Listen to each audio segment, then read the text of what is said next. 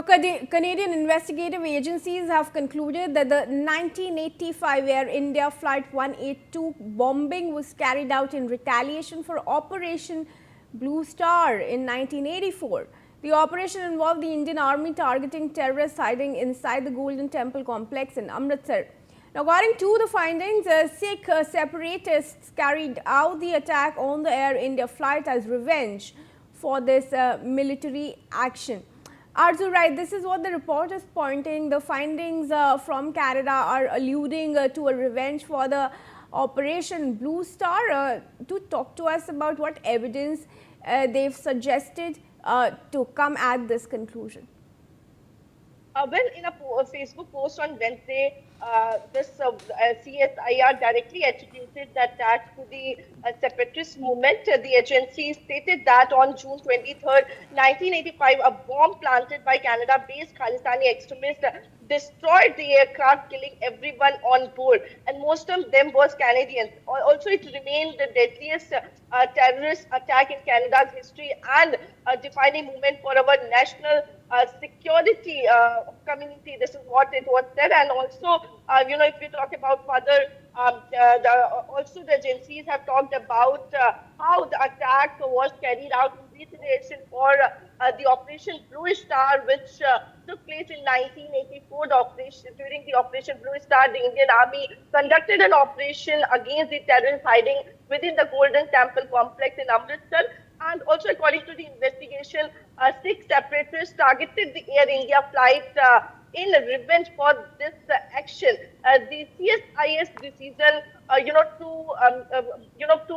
acknowledge the blame, the Khalistani movement comes just after the agency has released its annual report, flagging Khalistani extremists as a potent national security threat. So definitely, they understand that it's a security threat for the Canada itself, and in that report also, if I talk about, CSIS has warned that Canada-based Khalistani extremist group are actively using the Canadian soil to promote their violent extremist agenda, as well as fund and to promote and orchestrate the violent activities.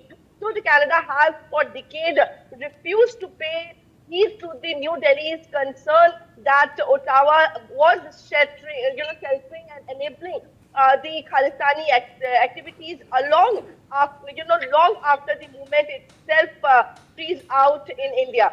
So now, we can say that the Canadian authorities have acknowledged that what the India was saying right so long. Yes. Yes, Arzu, stay on. Finally, we have another piece of information on this to break.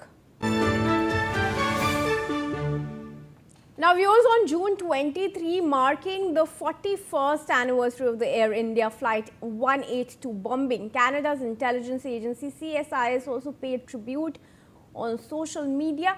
The agency stated that on the National Day of Remembrance for Victims of Terrorism, it remembers the 329 people aboard the flight who lost their lives in a heinous terrorist attack. Also, of course, Canada holding that remembrance and prayer meet, but going ahead under Mark Carney, what is the approach towards these Khalistani extremists?